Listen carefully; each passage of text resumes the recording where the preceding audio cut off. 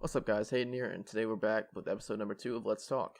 Alright, so before we get into it, I just want to do a quick little update. Tomorrow, Saturday, November 2nd, the day of the Georgia Florida game, I will be doing my merch drop. This merch drop will consist of hoodies, long sleeve tees, short sleeve tees, and stickers. So yeah, definitely it's getting into the winter months. So if you guys want to go cop a hoodie or a long sleeve shirt, that'll be much appreciated. So if you're interested in any of the merch collections that are coming out tomorrow, just be on the lookout on my community tab on my Twitter. Should be probably posted sometime early in the morning, probably around the time of college game day. So yeah, definitely be on the lookout for that. And yeah, that's all for that. So let's get right into episode number 2. Alright everyone, so topic number 1, Georgia football. Since we went into a deep dive in the Georgia-Florida game in episode number 1, there's not too much to touch on here. There's a couple injury updates we have for tomorrow's game. Travon Walker was upgraded to probable. Questionable is Jordan Davis, Brian Harrion, Mark Webb, Lawrence Cager, and Tyson Campbell. I have heard around that Lawrence Cager might be playing in tomorrow's game, and most likely he might be playing, so that's something to look forward to, but he is definitely listed as questionable right now. Actually, looking at it right now, I looked at a report on Dog Nation that Kirby said that Lawrence Cager and Tyson Campbell are back practicing, which is a good sign. They could play, it just depends on how the practice goes this week. So that's a recent update as I believe a day ago, which would have been Thursday. So yeah, that's some good news for Georgia if those two can play. Actually, also checking up again, Brian Harrion was listed as questionable, but now looking today, he's actually listed as probable. Yeah, he is probable. So that will probably make Lawrence Cager probable now, Brian Harrion and Tyson Campbell all probable, which is good signs for Georgia. So the spread on this game is UGA 6.5. My score prediction for the game is 23-16, so I don't have Georgia covering that, but it is very close to that line. I think it will stay around that line. Also, Georgia has a 61% chance to win according to ESPN FPI, which is pretty high. I thought it would be a little bit lower than that, probably about half and half. But according to FBI, Georgia does have a 61% chance to win. But yeah, like I just said, my prediction is 23-16. But I do think this game will be a low-scoring affair, like more towards the first half specifically. I think it'll be a defensive battle going into halftime with a lower score than 23-16, obviously. But then the second half, I think both offenses will find some holes and some openings to get some points. So yeah, my final score is 23-16. I was gonna go with the line of like Georgia 23 or 20-13, somewhere around that line. That would actually put them over the 6.5 spread if I went with that. But looking back at the Georgia history, which is kind of interesting, the winning team has only managed to score 20 points twice, and most recently in 2002. So that kind of fared me away from that 20-point prediction, and I ended up with a 23-16 prediction. Moving on to the next topic, we're staying at the University of Georgia, where we're going to talk about some Georgia basketball, which is something I didn't mention in the last episode, but it's getting towards their time for their season to start here in a few days. So yeah, let's talk a little bit about Georgia basketball. So yeah, there's 10 newcomers on the roster, a top 5 recruitment class for Tom Crean in only his second year, with Anthony Edwards being the main star in this recruitment class as he was the top prospect in the whole entire country of the 2019 class. Also coming along with Anthony Edwards is 4 other top 100 prospects, which that depends on what sites you look at, but they're definitely top 100 in most sites. And you got Christian Brown, a 6'6" small forward, Jaquan Walton, a 6'6" small forward, Xavier Wheeler, a 5'8" point guard, and Tumani Kamara, a 6'6" small forward. So all big pulls for Tom Crean to get this top 5 class. It's going to be a lot of fun to watch these guys as they got a bright future, one of the most hyped up classes in recent memory of Georgia basketball, probably within the last 20 or so years probably, that basketball has been this hype for Georgia. And some more lower class prospects, 3-star Rodney Howard, he's a 6'10" center I believe, and Mike Peake, a 3-star forward. And transfer guard Donnell Gresham Jr. are also a part of the newcomers to this team. With all these new guys coming in, they'll be put alongside veterans Rayshawn Hammonds, Jordan Harris, Tyree Crump, Ty Fagan, and Amaze Ngumezi. I don't know if that's how you really say his name. Not too sure on that part, but yeah. I wish Georgia could have kept Nick Claxton. I wish he didn't go into the draft. This team would have been looking really, really nice if he could have stayed with Georgia. I am glad to see Rayshawn Hammonds on the team, though. Even though Nick Claxton went to the draft, Rayshawn Hammonds is still a highly touted prospect, and he's a veteran now at this point in his career. So we'll see what he can do this year. I guess you could say the one downside to this team is that they're going to be a really young and raw team. Like I said, with 10 newcomers coming along. But it's not like these recruits that they got are some throwaway guys. These are highly touted people. We got, like I said, Anthony Edwards is the top recruit from that whole entire class. And the other guys we got 4 top 100 recruits. And the 3 stars aren't bad either in Rodney Howard and Mike Peake. Yeah, it's a young team, but we'll actually get to see what Crean can do with his own players that fit his kind of system. And there's not many guys left from the Mark Fox era, so we'll actually get to see what Crean can do with his own kind of players that he likes. UGA has played 2 exhibition games to this point.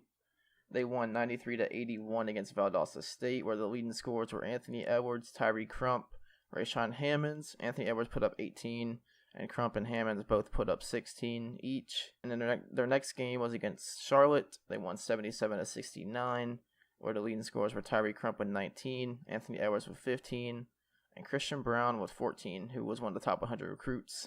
They'll be opening up the regular season November 5th, so here in just a few days against Western Carolina. Really excited to see what they can do. They got a tough schedule. Not too much after the Western Carolina game. We got the Maui Invitational. Then we got some nice games against Arizona State and a couple other people. And they'll be moving into a tough SEC conference play. Alright, moving on to Atlanta United. The Five Stripes were able to win their Eastern Semi game against Philadelphia Union 2-0. Where Gressel scored an early goal from a Pity Martinez assist. And then Joseph struck late with an 80th minute dagger that pushed the Five Stripes over the edge and into the Eastern Conference Finals against Toronto. Going into the Eastern Conference Finals, there was no Miles Robinson, and Parker somehow was able to find a way to get onto the field, but it ended up being his last game of his MLS career. It unfortunately had to end in a loss to Toronto in the Eastern Conference Finals. But to talk a little bit about the game, Atlanta was creating the pace early, getting out of the gates fast. They scored another early goal as Gressel scored his second ever playoff goal, I believe, in the 4th minute. And not too long after that, Atlanta United was rewarded a penalty in the 8th minute. But Joseph's PK ended up being saved by Toronto, which ended up looming large in the end. On the other hand, Toronto struck in the 14th minute and 78th minute, which ended up being the dagger to put Toronto over the edge 2-1. On that 78th minute shot, I don't know what was going on with the defense. The defense was nowhere to be seen. There was about 4 players just standing there, and they put no pressure on the ball at all. And it ended up being an easy strike. Well, I wouldn't say easy, but they could have put a lot of pressure on the ball and made it a lot more difficult than it was. They could have easily probably prevented this goal, and maybe even forced the game into extra time. But from the 80th minute on, Atlanta United was putting a lot of pressure on Toronto. They're getting a lot of chances, a lot of good scoring opportunities, and they just could not execute like most of the game. And the unfortunate thing from this game, though, was that Joseph did not look 100% at all to me. He just didn't seem like the regular Joseph Martinez that we're used to seeing. He did have one point where he took off, I think, the pad on his right leg, I believe, because it seemed to be limiting him in the first half, but it still just seemed like he was a little bit off in the second half as well, as he just could not produce the way he usually does. But unfortunately, the season's over. Frank DeBoer's first year in Atlanta ends in a heartbreak loss in the ECF. There's always a lot of potential with this team, a bunch of young guys, new coach and everything. So yeah, I think we'll be just fine. But it was an unfortunate wait for the season to go. Next up, we have the Atlanta Hawks, who opened up their season on the 24th of October against Detroit, where Trey came out like an absolute star right out the gates. He ended up finishing the game with 38.7 rebounds and 9 assists, so almost hitting a triple-double in game number 1. All the rookies were able to make their NBA debuts in this game. Cam Reddish-Bruno and DeAndre Hunter, and they all end up scoring their first NBA points, which was nice to see. The Hawks then followed that up with a 103-99 victory against the Magic. Just a couple days later, Trey looked outstanding again, where he put up 39, 7, and 9, almost getting a triple-double again, almost the exact same stat line, actually. A nice team contribution off the bench in this game, where 5 people had 6+ points. So that's something to look forward to going forward, as it seems that this team has a lot of depth. I was going to be recording this video yesterday, which would have been Thursday, but I'm now recording it on Friday, so now the Hawks are 2-3. But the third game of the season against the Sixers, where they lost 105-103, it did look really nice against that team. It's a good thing to see from the Hawks, as they were competitive with probably a top 3 team in the Eastern Conference. Game after the 76ers game was against the Heat, where Trey ended up actually going out early with an injury, but it was a little bit scary, but hopefully, from the reports I'm reading, it seems that it's not anything too serious, so Trey should be coming back, and he should be fine. It was nice to see John Collins come in and step up after Trey went out with the injury. He ended up finishing that game against the Heat, which ended up being a blowout loss, but he still dropped 30 in that game, which is something to look forward to for this team. The bench is looking pretty nice to start the season off. But it will be nice when Cam Reddish gets his game going, gets his shot on. This team could be a real threat, especially even when Herter finds himself coming off this injury from last year. So yeah, the Hawks they might be 2-3 right now, but there's just definitely potential with this team. And if everything can fall into place, I believe this team can make a playoff run. The one thing this team really could use, though, is a backup point guard behind Trey. And we got some pieces like Bembry can play point guard sometimes. We got Evan Turner. Kevin Herter kind of plays that role a little bit. But we need a true backup point guard in this team, I believe, for this team going forward. And moving on to our last topic, the Atlanta Falcons. What are we going to do with this team? I don't know what there is to do. But they lost their last game against the Seahawks 27-20, where Matt Ryan did not play. Matt Schaub stepped in, dropped 460 yards, had a touchdown and an interception. It's actually nice to see Julio come out and have a 10 catch, 152-yard day. So that's nice to see. It's always nice to see Julio go off like that. It was a 6th straight loss heading into this bye week. What the Falcons say they're going to be evaluating Dan Quinn's job status throughout the bye week. But he's definitely got to go. Like, I don't see what Arthur Blank sees in him right now. Like, they've been keeping him this long. If we do somehow keep him through the bye week and through the rest of the year. But in my opinion and a lot of fans' opinions, Dan Quinn's got to go. Alright, so the NFL trade deadline was within this past week. And some news came out after the trade deadline that the Falcons actually had serious talks with the Lions about Devontae Freeman. Ended up falling through somehow. But from what I've been reading is that the trade didn't fall through over a contract issue or anything. I guess they just couldn't find a way to get it done. There's really no excuses here for Thomas Dimitroff, as we really could have dealt away Freeman in this horrible contract. Because moving forward, the Falcons are one of the most cap-strapped teams in the league. And we need all the money we can get going forward because we got people we got to re-sign.